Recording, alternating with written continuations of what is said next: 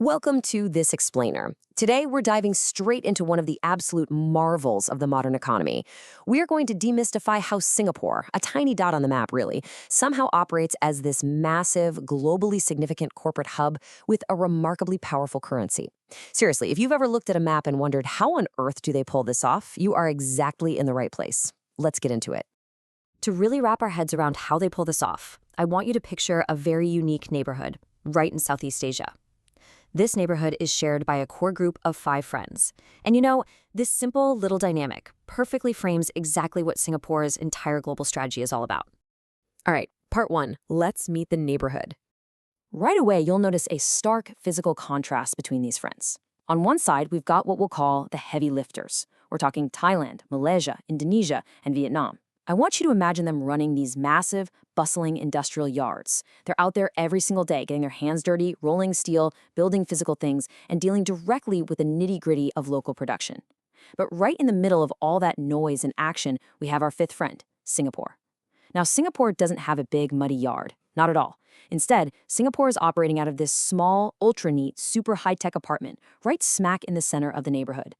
Now, those 4 heavy lifters, they're out there sweating it out to earn their own local pocket money. You've got the baht for Thailand, the ringgit for Malaysia, the rupiah for Indonesia, and the dong for Vietnam. And they use these local currencies to pay their operational bills right there in their respective towns because their primary focus is intensely on their local manufacturing.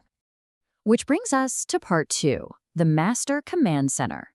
You see, when tensions inevitably flare up, or when really complex plans need to be made, these heavy lifters suddenly need a neutral space. They look over at Singapore's quiet, highly organized setup and basically say, hey, why don't you host our Master Command Center right in your living room? You keep the lights on, keep the Wi-Fi blazing, and just make sure the contracts are fair. They realize they desperately need a neutral zone where they can sit down, map out the big regional picture, count up their collective earnings, and make joint business decisions without constantly stepping on each other's toes. But here is the absolutely crucial point. Singapore isn't actually building anything in his apartment. Seriously, there is zero physical building or manufacturing happening here. Instead, it provides the ultimate environment for coordination. It's a lean, quiet desk. It serves as this perfectly clean, unbiased space where the region's big bosses can map out grand regional strategies, approve major investments, and handle all that high-level planning. Now enter part 3, the neutral referee. So, just outside this neighborhood, pacing back and forth, are 2 massive global powers. Uncle Sam, representing the US, and the Dragon, representing China. And lately, these external forces are increasingly at odds. They're exerting immense economic weight and, frankly, trying to push everyone in the neighborhood to pick a side. It is an incredibly tense geopolitical situation. The neighborhood absolutely needs someone who can manage these external pressures without getting dragged into the mud of the conflict. And this right here is Singapore's masterstroke. They step up and become the neutral referee. They act as this trusted figure who strictly, and I mean strictly, does not take sides, treats everyone fairly, and plays by clean, transparent rules. By taking on this specific role, Singapore effectively becomes the fiercely neutral Switzerland of the entire group. So what does this actually look like in the real world? Well, when the US comes over, Singapore listens respectfully. When China walks up, Singapore pours them a cup of tea and gets straight to talking business.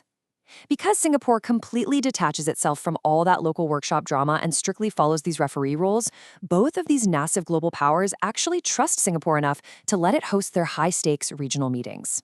Now, you might be wondering, why couldn't the command center just be set up in one of the big workshops? Well, think about it. If Singapore moved its headquarters into, say, Thailand or Malaysia, things would get instantly messy.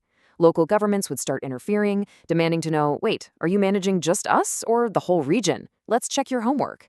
And naturally, the other friends in the neighborhood would get jealous. The whole system only works because Singapore is completely detached from the heavy lifting. That perfectly sets up our 4th and final act, the Community Trust Vault. So let's address the big mystery here. How can tiny Singapore have a currency, the Singapore dollar, that is so remarkably strong, highly respected, and constantly climbing against almost everyone else in the region? It's something that genuinely baffles a lot of people when they just look at a map. Well, it all boils down to a pretty brilliant 3-step process, all thanks to Singapore acting as that trusted referee. Step 1. Massive streams of corporate money are being earned by the heavy lifters all across the region. Step 2. Companies look at their local yards and realize, hey, we want our hard-earned money safe from any local political drama or sudden currency drops.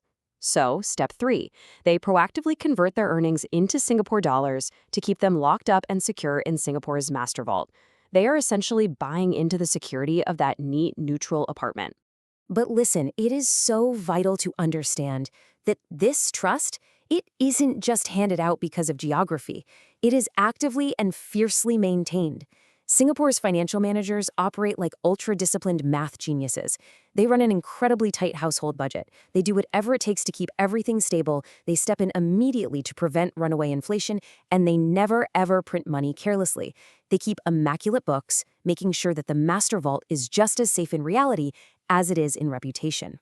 So I'll leave you with this. If you are part of a group running a massive community project, who would you trust to hold the community's master safe box? Naturally, you'd give it to the friend with zero backyard drama, the one who never takes sides and who always plays by the rules. Singapore's currency is rock solid simply because it is that trusted friend. And it leaves us with a fascinating thought to take away from this explainer today. In a chaotic, increasingly divided global neighborhood, perhaps the most valuable and powerful asset you can possibly possess isn't size or muscle, but an unshakable, fiercely protected neutrality.